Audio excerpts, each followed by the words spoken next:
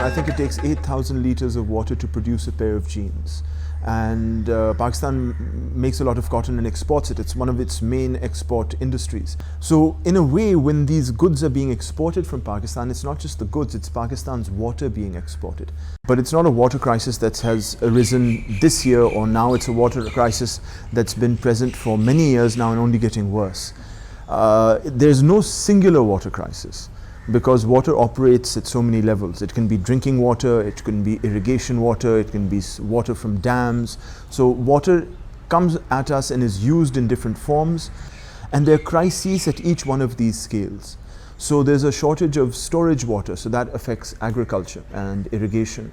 But there's also a crisis in water quality, which is polluted water interfering with regular drinking supplies and causing a huge public health emergency.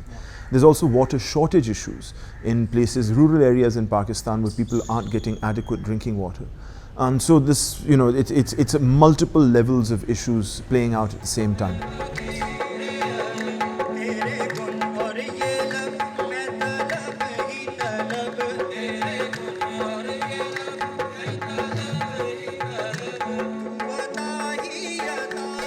So there will be water stress, and we see the major task in assisting farmers on how to minimize the impact of these non-avoidable water stress on the yield.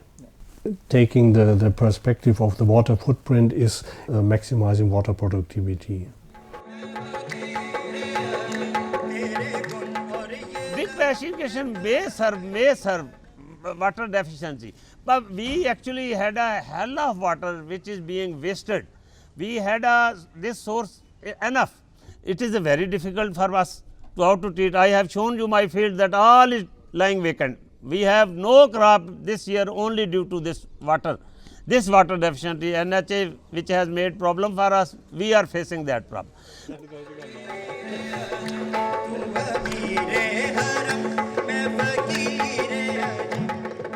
Hi, I am Junaid Maqsood, and we are very happy in working with you and learn a lot from this work.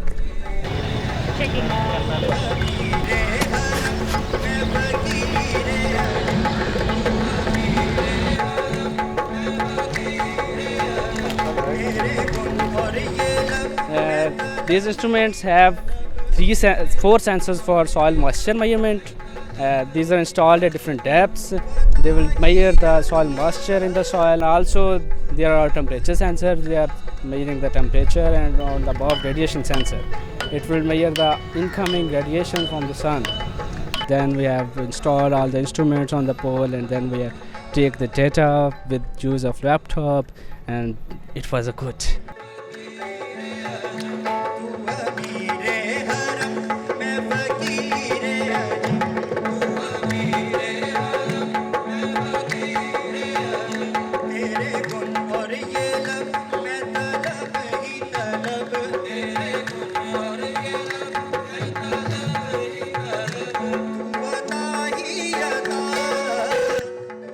Because for us these schedules are numbers on the paper, but for them it is their livelihood.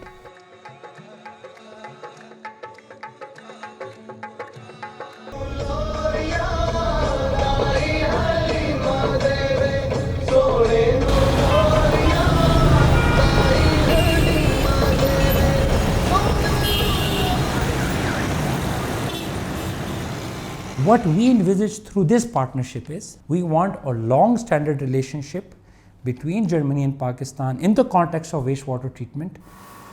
The reason being that generally textile wastewater is complicated, so we want that whenever we are giving a solution, it should be first verified, and only based upon results we are able to give a very precise solution.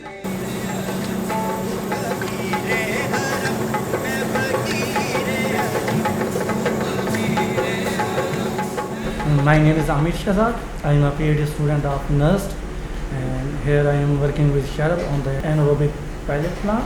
Anaerobic means that the bacteria inside the reactor live without oxygen. So basically we are feeding them with the wastewater. So the wastewater is high on organics, especially the starch from the sizing material that is used on the textiles. They are digesting the food that we give them, the starch, to methane, which we catch in our biogas bags.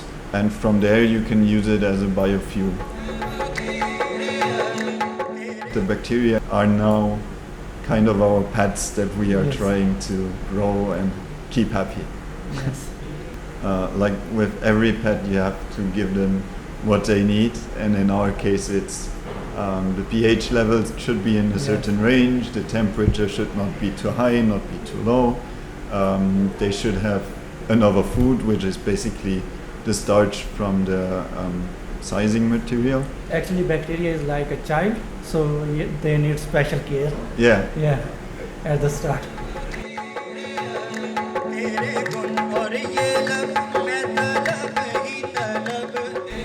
Every time it's needed, we get inside the textile treatment plant to get a new batch of wastewater from the first part of the bleaching machine, where the sizes are washed off the fabric.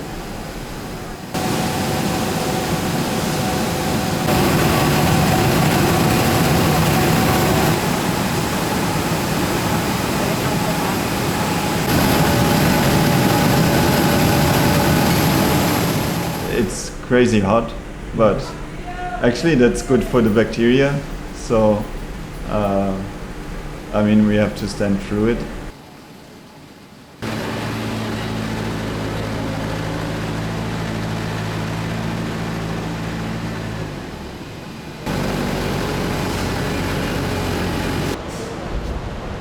Now that we have shown that it works in principle, we will change the parameters a little from time to time to understand what would be the optimal conditions for a large scale plant.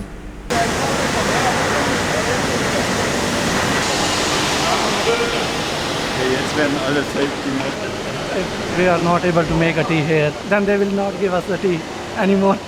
They will. Yeah. And what if we can make tea? Then double tea daily.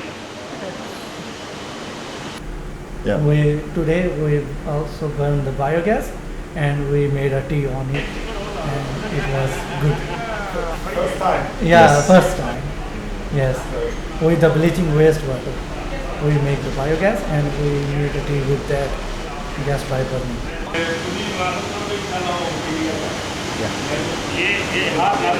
Yeah, so I was actually surprised that it worked on the first Yeah, all the try. people were surprised there when we were burning the gas and we were making the tea. What is inside? Ich habe Feuer gemacht.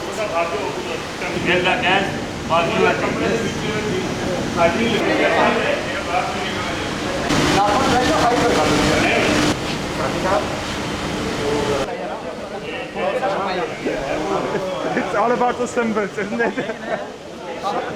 Seeing is believing.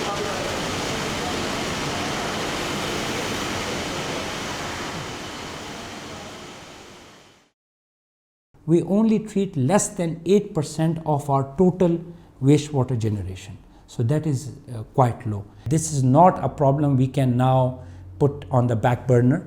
It is something that is right in front of us, and that is why people have a concern today. We want access to safe water, and that is immediately linked to the, all the aspects, to the pollution, to the available water, to the safety. The environmental standards that Pakistani companies are complying with are standards largely imposed on them by their European or international buyers. Because at the end of the day, money does talk, and if money dictates that certain environmental standards be maintained, then Pakistani industrialists do understand that they have to deliver on that.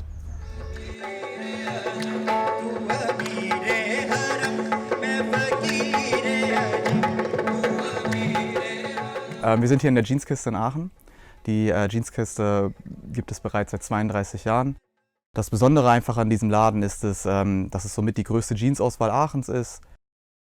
Man findet jetzt schon vermerkt mal so kleine Hinweise auf den Hosen. Also am Ende steht immer noch die Kaufentscheidung eher da, welche Hose jetzt, sag ich mal, dem Kunden am besten gefällt. Sehr geringer Anteil, die sich wirklich dann, sag ich mal, aus nachhaltig oder sozialen Standards für eine Hose entscheiden. Also je nachdem, die sich dann wirklich mit der Produktion beschäftigen.